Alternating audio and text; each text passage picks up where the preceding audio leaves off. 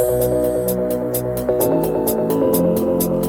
one is dedicated to each and every one of you who appreciate a great glass of wine. You know what I mean? It's Monday. Let's raise a glass to the beginning of another week. It's time to unscrew, uncork, or saber a bottle. And let's begin exploring the wine glass. A couple of years ago, I had the honor of visiting Abruzzo for a press trip. It was an incredible week filled with amazing views and magnificent wine. I learned so much about the region and fell in love with its wines. I linked my article about the trip in the show notes. Today, I am sharing the audio from a Wine Scholar Guild webinar I attended a while back. It was relatively long and took place over 2 days, so I'm splitting it up into multi-episodes. I hope you enjoy it as much as I did.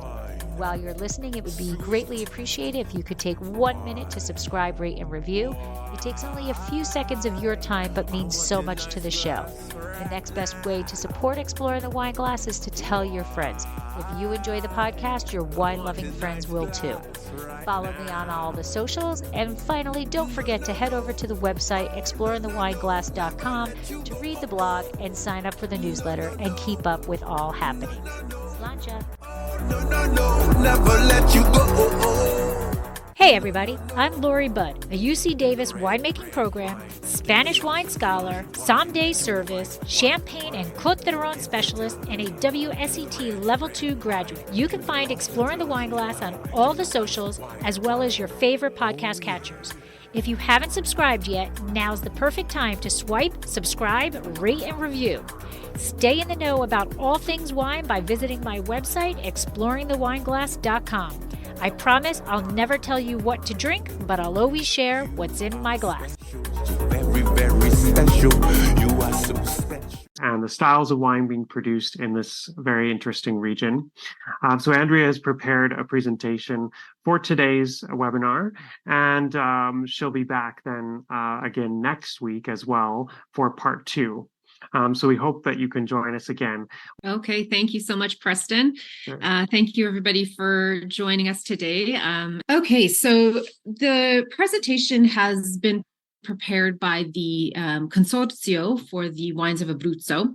And I've done a little kind of making it my own a little bit. And a little bit before we launch into Abruzzo, why did Abruzzo reach out to us to give this presentation? Well, I think that they understand that Italian Wine Scholar program is definitely the industry's most respected certification course on the wines of Italy, and look to us to be a leader in educating people about the various regions. So thank you for reaching out to us, Abruzzo. And if you do find yourself really enjoying this kind of in-depth look into the wines of Abruzzo, the territory of Abruzzo, and you want to know more about the wines of all the regions of Italy, then make sure you check out our website. And I would love to see some of you in an upcoming Italian Wine Scholar class. So for today, we're just going to kind of give you a little bit of agenda about what we're going to look at. We're going to take a look at the wine region, the region of Abruzzo in general, and then the wine region itself, the wines, where those wines are coming from. A little bit of discussion about the consortium and what they do, and then looking at production, the various aspects that make the wines what they are. So the soils, the climate, winemaking, and then look at those individual denominations and some of the varieties and the vineyards and what makes these wines really special. So here we are. Let's take a look at the wine region of Abruzzo. And here we are within the country of Italy, of course. And here's our little arrow pointing us to Abruzzo. And what do we need to know about Abruzzo? Well, we're going to look quite a bit at the topography here, but just kind of for general reference, it's located in the sort of, we would consider the east central part of Italy and faces the Adriatic Sea. So what makes Abruzzo so well suited to viticulture? Okay, we're going to look at the climatic factors that really make Abruzzo special. We're going to look at some of those really topographical features that make Abruzzo unique. And of course, we're going to look at those indigenous grape varieties that really make those wines of Abruzzo stand apart from other regions. And we're going to talk about this leap forward in terms of the qualitative growth. So a lot of us probably have an idea of Abruzzo in our mind about what the wines are, but I think there has been a big change in the last generation in terms of the focus of the winemaking and the quality of the wines that are coming out of Abruzzo. So here we are with a little bit more of a zoomed in look of the region itself. And you'll notice on this little map here that there are a lot of mountain icons and a lot of hill icons. And that is really important. And it is a big factor about what makes Abruzzo so special. So you can essentially divide the topography of Abruzzo into sort of 3 bands. And if I get my little pointer out here, this sort of strip right in here, okay, very narrow kind of coastline that runs about 80 miles, 130 kilometers. Here you have a lot of sandy beaches, especially in this northern half, beautiful beaches up here. Lots of dense Mediterranean scrub down here in the southern half.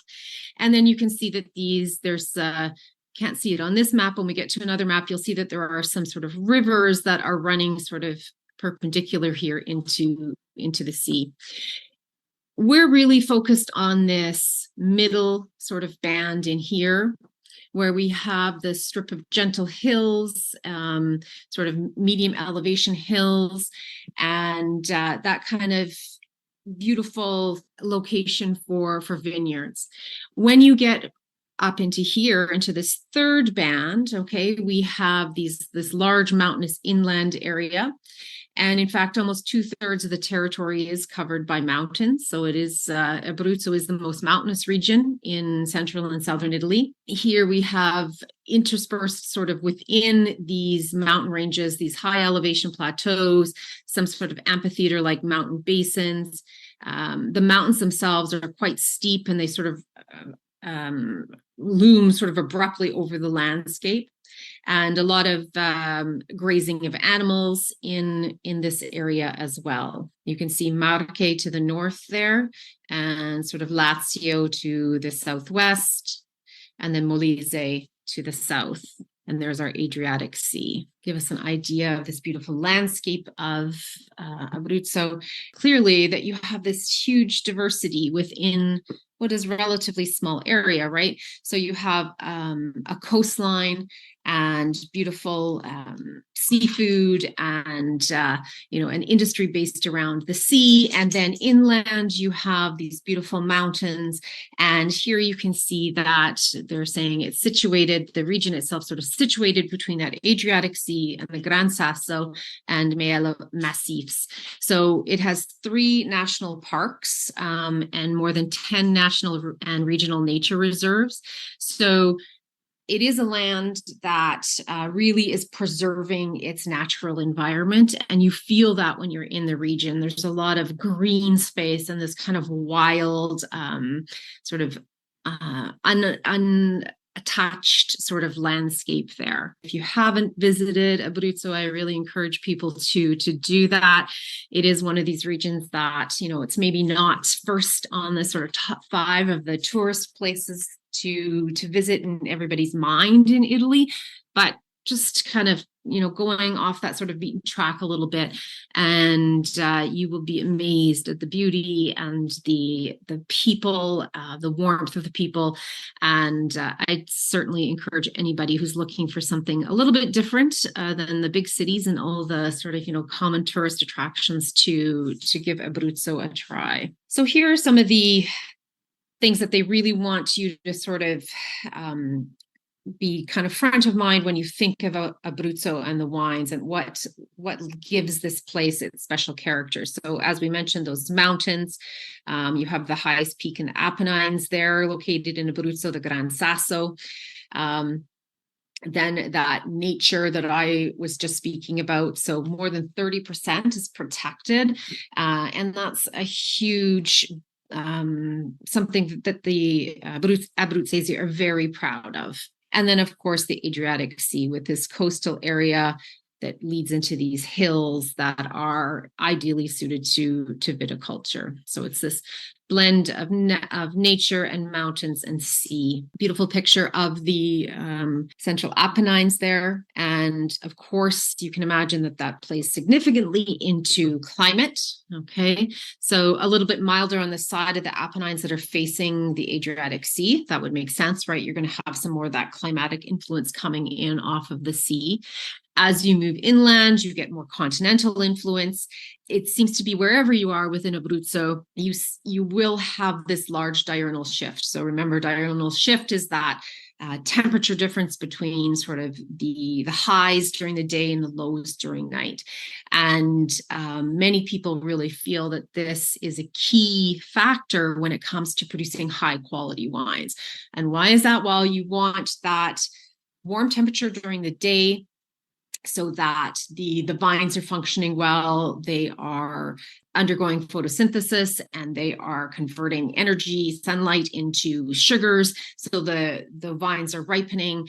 And then in the evening and at nighttime, the temperature falls and the vines kind of shut down that process. They rest a little bit, they preserve their acidity, and then the process starts again the next day. And that is really thought to lead to complexity in wines and helping to preserve a really good balance of fermentable sugars and acidity.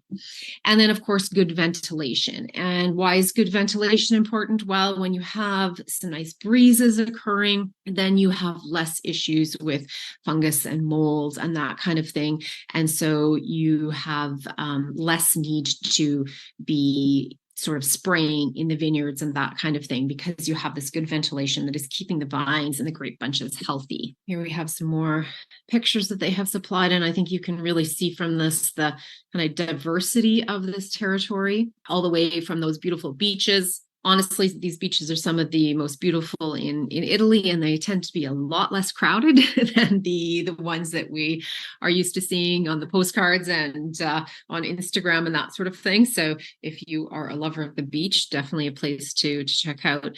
And then I think this middle picture just really shows just how wild and untouched a lot of the landscape is. And then, as I was mentioning before, so here we have the trabucchi or trabocchi, which are these, the translation is really fishing machine.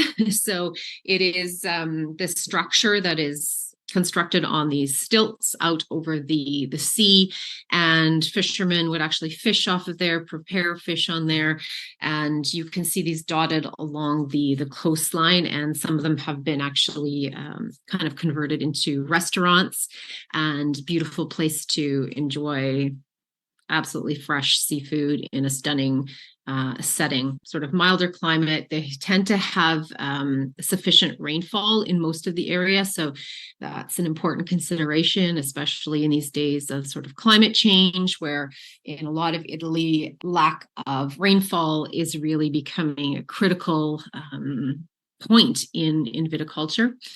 Tend to have a lot of sunlight.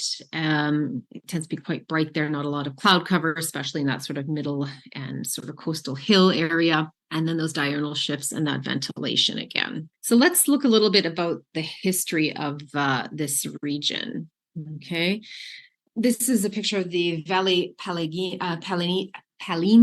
And that comes from the Greek, okay, this word paline, which means muddy, and muddy, slimy. I think muddy is a nicer adjective, but in where that name comes from is that in prehistoric times, the area was actually occupied by this vast lake. And that happened as a result of earthquakes and floods, and it had this rock barrier that was blocking sort of the passage of water to the sea. And so you ended up with this giant inland sort of lake. Okay. In there, you had this very sort of muddy accumulation of soils and sediment. And so it is a very sedimentary soil in most of those sort of coastal hilly areas. Okay, so of marine origin as well. Usually fairly high in clay in some areas, but as you get closer to the coast, you have more incidence of sand in there, okay? That kind of middle band of hills, more marl, sandstone soils with quite significant clay, which again helps in that retention of water. And in terms of winemaking, so we can look back here, the first proof of winemaking dating back to these ancient texts, okay? And then you have the spread of winemaking across the region. And now we're looking at about 35 or 34,000 hectares of vineyards and producing 3.5 million hectoliters of wine a year. Okay. And of that, they're very proud to say that almost 80% is Montepulciano d'Abruzzo. Okay. So of that 3.5 million, you can see more than 1 million of those hectoliters are what we would call DOC or DOCG, so controlled designation of origin wines, and of that, almost 80% are Montepulciano d'Abruzzo. So you can see just how important Montepulciano d'Abruzzo is to the region. A little bit more about the history. Until the Renaissance, you had viticulture really concentrated in the Paligna Valley, okay, in the province of L'Aquila. After that, we see viticulture kind of having this period of rapid transformation during the period of unification. Okay, so when Italy became Italy in the mid 1800s, then you have this rapid phase of transformation of the industry. Now you can see in the last sort of 40 to 50 years, we see the winemakers and the viticulturalists sort of abandoning some of the areas that are less suited to vines and really focusing on those hilly coastal strips of land. And why is that? Well, during that period of rapid transformation, you see just sort of viticulture spreading and maybe not always in the land that is best suited to producing very high quality wines. Now we see this kind of focus on trying to produce higher quality wines. And so that means looking for those vineyard areas that are best suited to producing high quality wines. So what about the wines themselves? Let's talk a little bit about the consorzio. So what is the consorzio? So we're talking about a nonprofit association. So their aim is not to raise money for any business or that sort of thing. What they're doing is any of the fees that the producers pay into the organization are then used to help protect the wines from that area, to promote them in events such as this, and to administer the appellation's interests. Okay, so when we think of the consorzio, really, they're very concerned with those protected designations, okay?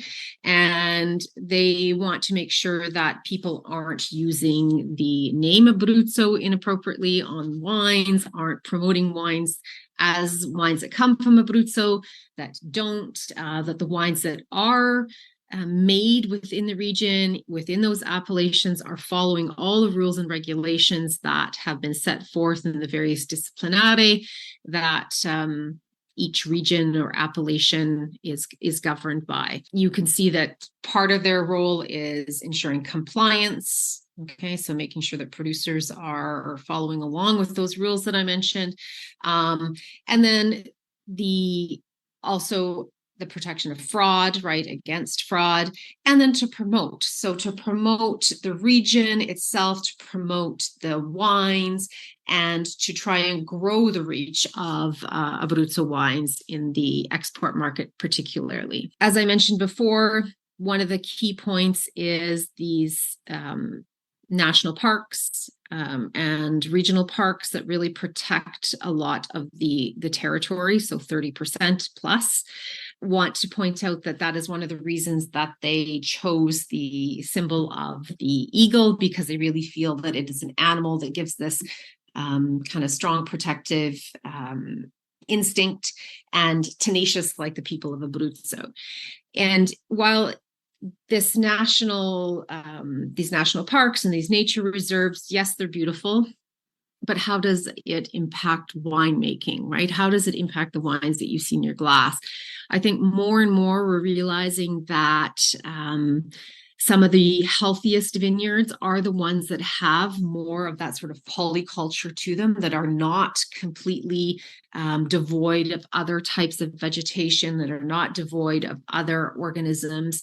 And so when you think about healthy wine regions, often it is the ones that have that more diversity to them. And Abruzzo definitely has that. They have tons of natural diversity, and it is something that producers are embracing and learning to promote. And now, a word from our sponsor.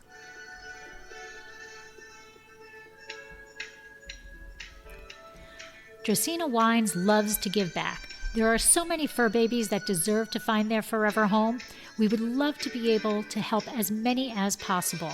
If you are part of a nonprofit organization or know of a nonprofit organization that would like to hold a fundraiser, please contact us at contact@dracaenawines.com or visit our website, dracaenawines.com, to fill out the form. How does the fundraiser work? It is super simple and costs your group absolutely nothing. Together, we will choose a month that your group will be sponsored. During the month, you promote the fundraiser just like any other event you'd hold. At the end of the month, we will donate 20% of the sales to your organization. The donations will be made in the name of each individual who purchased the wine so that you know exactly who helped the animals. Our goal is to raise as much funds as we possibly can and to help as many animals as possible. So please help us help as many fur babies as we possibly can. So in terms of winemaking, how much wine are we making here in Abruzzo? We are talking about a significant amount of land covered by the vineyards, about 250 wineries, and making about 140 million bottles of Abruzzo wine, and contributing about 300 million euros to the economy. The yields there, 1.4 tons per hectare or 0.57 tons per hectare. Now, what does that really mean, right? Because it's really hard to know, okay, how does that relate to sort of averages? I guess you could say sort of on average, it's usually about, if we said maybe 4 tons per hectare, okay, it's kind of average. So this seems quite low. And why is that? So there are a lot of factors that can kind of contribute to that. So the health of the vines, how the vines are managed, trellising systems, how the wines are structured, or the vines are structured in the vineyard, all those things can play into that sort of average. Within there, although 4 may be average, you could say that there's quite a common range between 1 and 12 tons per hectare.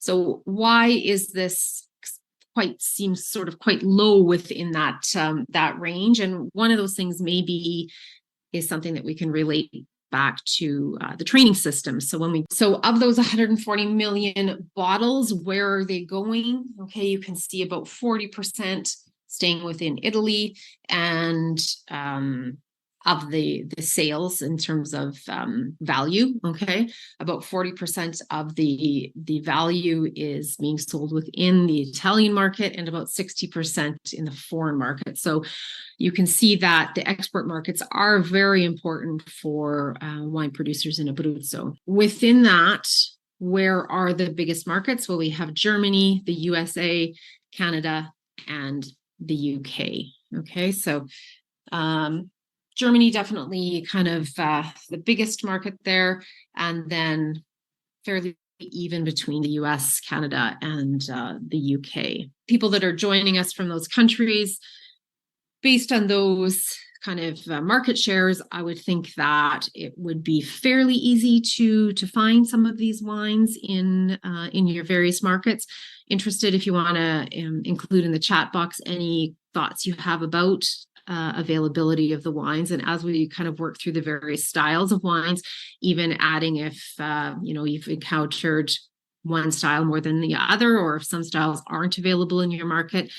Interesting for the consortio to know kind of where people are able to find the wines and maybe where they're still encountering difficulties to find the wines. Production, we're going to look a little bit at some of the factors that play a part here. So as we mentioned, those production areas concentrated almost entirely in the hills, and the province of Chieti has more than 83% of the territory planted with vines. And I will show you on another map in a moment, but Chieti is kind of the sort of lower southeast portion of Abruzzo. And then we have Pescara and Teramo with about 10% and 6% each. And that's kind of the Pescara is in the sort of center of the province, so sort of center on the coast, and then Teramo is in the north. And then L'Aquila, less than 1%, and you can imagine why, because that is the area that is almost completely mountainous. So there's not going to be a lot of vineyards in there. So we have about 6,000 grape producers, 35 wine cooperatives, and 250 wineries. So you may be asking, okay, how come so many grape producers, but only 250 wineries?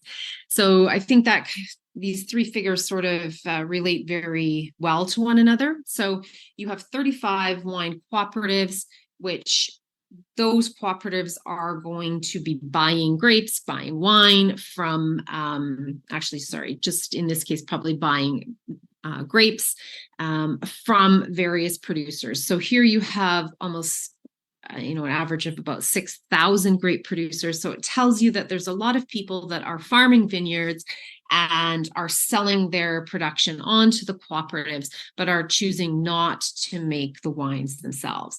And then you have about 250 wineries, okay, that are managing production from the vineyard into the winery and out in terms of sales. I think we're going to see that number grow, all right, the number of wineries, because you're seeing a new generation that is kind of coming in and deciding to maybe stop selling the grapes to somebody else and to start focusing on producing the wines themselves and really showcasing their individual terroirs. Okay, so we might see that 250 grow a little bit over the next few years. Okay. Here, yes, I put this little board from Wikipedia here, this little map with the provinces, so that you can kind of see there was that Chieti area that I mentioned before that has about 83% of the territory planted to vines, and then the Pescara about 10% planted to vines, and then 6% in Teramo, and then L'Aquila with 1%, right? Here you can see in this particular slide a little bit of the breakdown of the soils. It's quite complicated here to kind of, there's a lot of soil types there, but you can see, let's see here. So this kind of gray area, gravel, sand, and clay, okay? And the yellow being clay and sand, all right? And then 3 being this arenaceous and pelitic rock, so that sedimentary kind of rock in here. And as we get down more into the Chieti province here, then more that calcareous marly soil. Okay, so those are kind of the big ones that would focus on. And the black line here is giving you an idea of where the Montepulciano d'Abruzzo and Trebbiano d'Abruzzo wine areas are. So basically this entire portion that is not too mountainous is devoted to those wines. So when we were looking at those yield numbers, one of the things that I mentioned is perhaps some of the training methods could be impacting having those lower yields per hectare. And pergola is definitely one of the factors that comes into play in Abruzzo. It is still the most widespread cultivation technique, okay, and it's known as the Abruzzo pergola. So you can still see over 80% of the regional vineyards are devoted to the pergola. And so here we're talking about a very high training system. that gives you quite big spaces between the vines. Yes, those vines are capable of producing quite large quantities of grape, but there is a significant spacing between the vines. And I'm just going to jump ahead to the next slide here, because here we have more cordon trained vineyards, which are used for most of the new plantings that are happening, or if somebody is replanting a vineyard, often it is converted to, or not converted to, it is planted to more of a cordon train system, which is probably what most of us are familiar with. However, you do see some producers kind of embracing the pergola again in some regions within Abruzzo. And again, we can go back to things like climate change to look for why is that happening. With the pergola, you have a lot of natural shading of the grape bunches, right, from the sun, so it can help prevent sunburn and that sort of thing in the grape bunches. It can also help sort of disperse the resources of the vine a little bit more amongst more grape bunches, which then can kind of slow down the ripening, and you can kind of help control elevated alcohol levels and final alcohol levels in your wine. And so there are things that are positives about the pergola. It's not completely an old-fashioned system that should be abandoned, and that's why there's still a significant amount of pergola being embraced in Abruzzo. So we're going to talk now about a little bit about the appellations within Abruzzo. In the past, there were 4 DOCs, and we had 8 individual IGTs. Okay, so those Indicazione Geografiche Tipica. So those bigger areas that have fewer rules and regulations, a little more sort of flexibility in what the producers are allowed to do. Okay, so now we have one IGT, so this overarching Terre d'Abruzzo IGT, okay?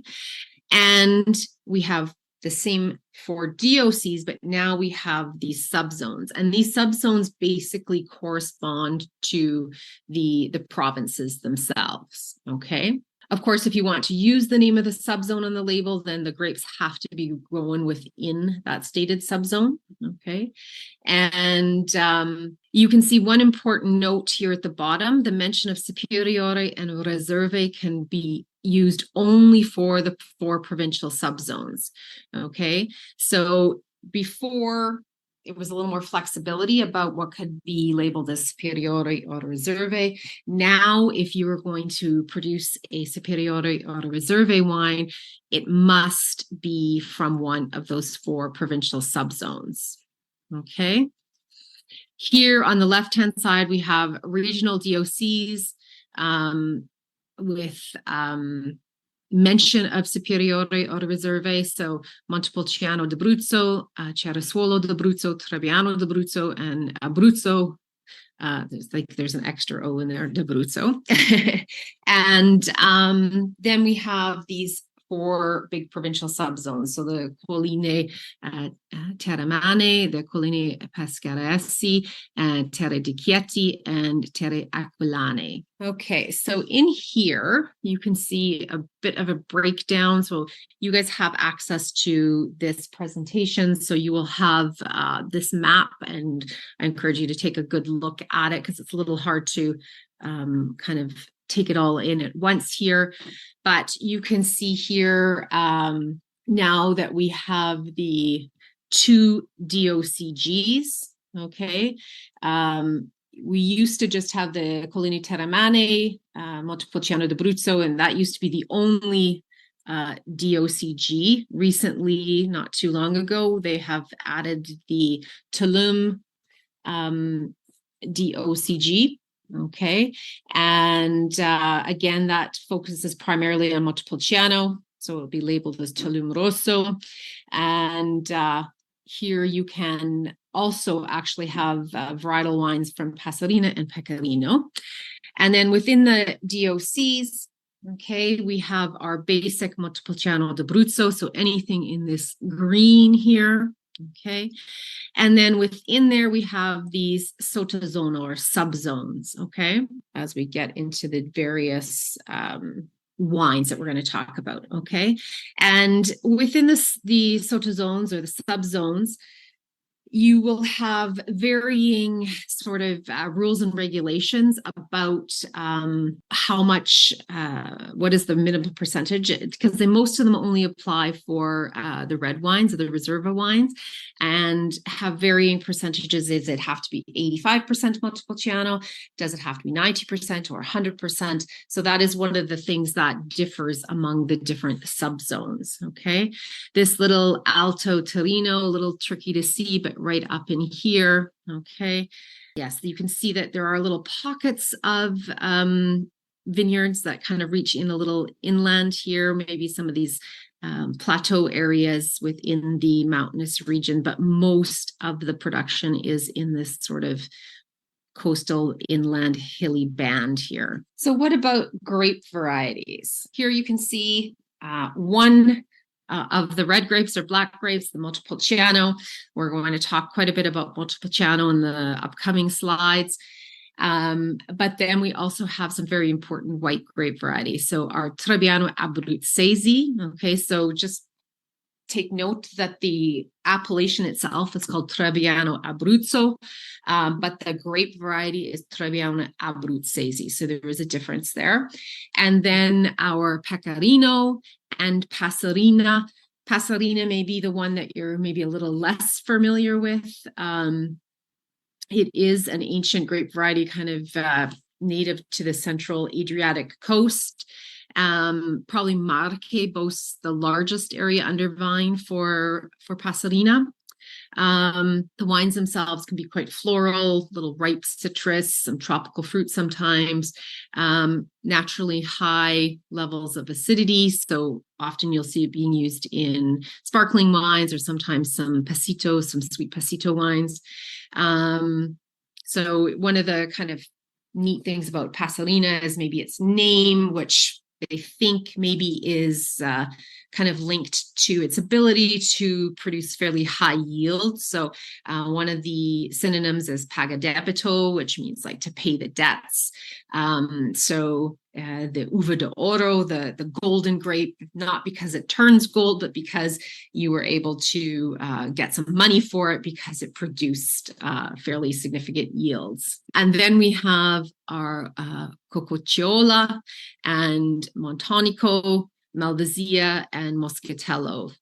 Okay, so less, I don't say less important, but less in terms of quantity that you see of these. Maybe the Cococciola is becoming a little more popular. You're seeing it a little bit more, but the other ones are often used kind of as primarily as sort of blending grapes within the other wines. Even in the Bible, water. Hey everybody, I want to introduce you to the Wine Tasting Club card. This club entitles members to receive half off wine tasting flights at 100 plus partner wineries, vineyards, and tasting rooms for an entire year. Choose from the VIP e-card plastic wallet that is embossed with your or your gift recipient's name, or you can choose to download a VIP e-card mobile app to your phone. This month's special price is only $29 for a 1-year membership. Take time to order the Wine Tasting Club cards online today and save $5 with promo code WINE5. That's WINE, the number 5. Visit their website, www.winetastingclubcard.com, to order your card today. Turn right into wine. This has been another episode of Exploring the Wine Glass. Thanks for listening. If you have suggestions on what topics you would like me to discuss, please reach out on social media. You can find me on Twitter, Instagram, and Facebook as Exploring the Wine Glass. I am also on LinkedIn as Lori Hoyt-Budd.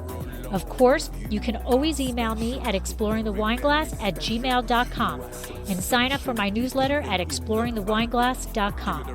If you enjoyed what you heard, please rate, review, and subscribe to help others find me more easily. And most importantly, tell your wine-loving friends, because if you like the podcast, they will too.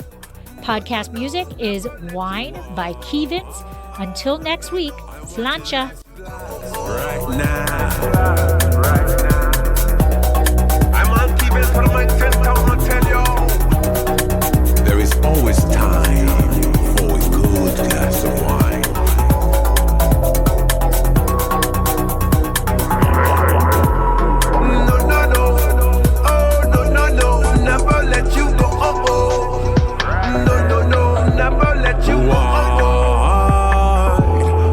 A nice glass right now.